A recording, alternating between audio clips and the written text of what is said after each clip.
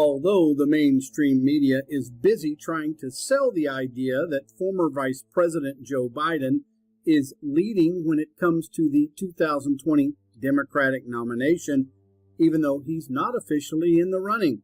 And famed author of the Clinton Cash will definitely have something to say about that.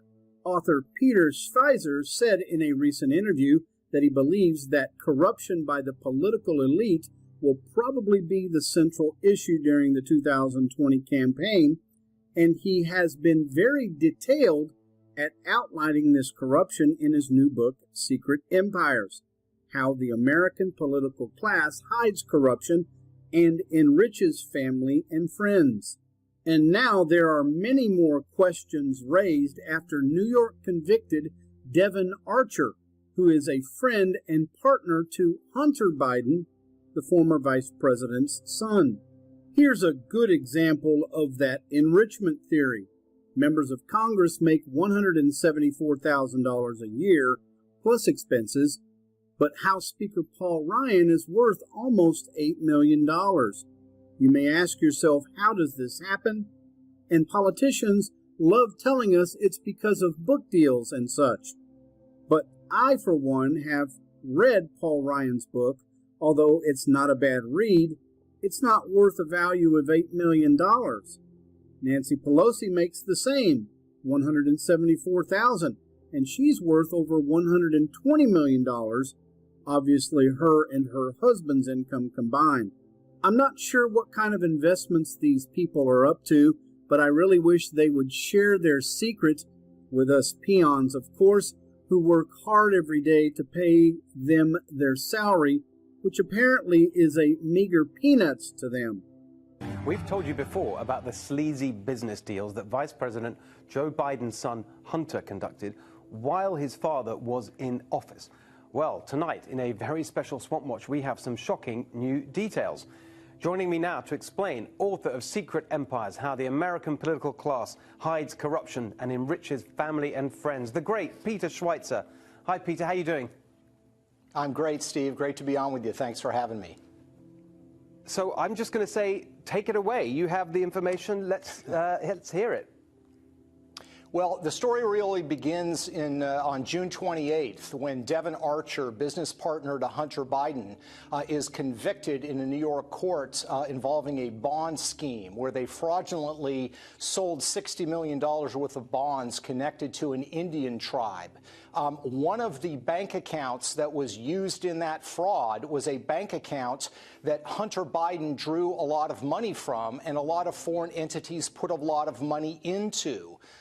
So just to give you an idea, over a 14-month period from 2014 through early 2016, while Joe Biden is vice president of the United States, a Ukrainian company called bVVwhFsl6W8, it's controlled by a very corrupt oligarch, sends $3 million into this account.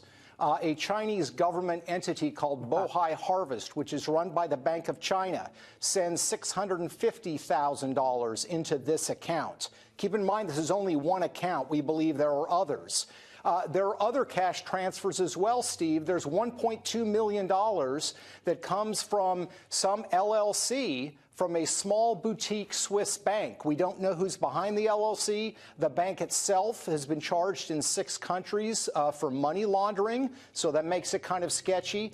There's $142,000 going into this account from the son-in-law of the former prime minister of Kazakhstan. So large amounts of foreign money flowing in, and the number one recipient of the cash coming out is the vice president's son, Hunter Biden.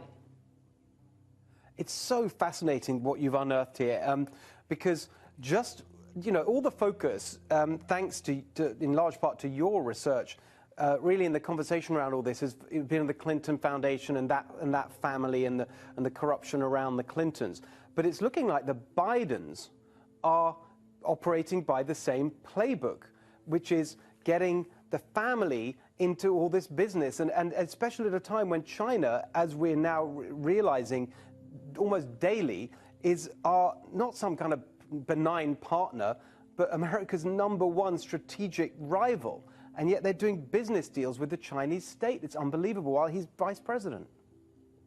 Yeah, no, you're exactly right, Steve. I mean, we're all familiar with globalization and the phenomenon as it relates to the economy and corporations. Well, corruption is being globalized as well. 70 years ago, foreign governments, were, a country like China or others were not quite as interested in every single thing that happens in Washington, D.C. Now what Washington, D.C. does can make you or break you, whether you're China, whether you're the Ukraine, you name it. So what do? They look for friends in Washington, and one of the best ways to make friends in Washington is to do deals with family members. Joe Biden every year as vice president, he has to disclose his income, assuming those disclosures are honest. He can't have a big fat check from the Chinese government in that disclosure form. But his adult son, Hunter Biden, he doesn't have to disclose anything. So, as I recount in the book, and we've talked about on your show, in December of 2013, Vice President Biden flies over on Air Force Two to Beijing, China. On the plane with him is Hunter Biden. They have a lot of meetings. Vice President Biden doesn't really challenge the Chinese on much of anything. 10 days later, when they return, Bohai Harvest, this company we're talking about, agrees to a $1 billion private equity deal with Hunter Biden's firm. And that's just one example of the sort of thing we're talking about. And this guy, I mean, a lot of people on the Democrat side are talking about him as their preferred candidate for president next time.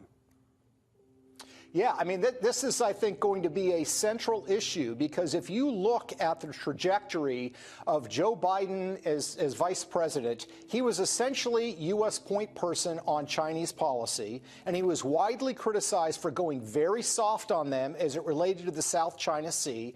That's at the same time his son is getting large checks from the Chinese government.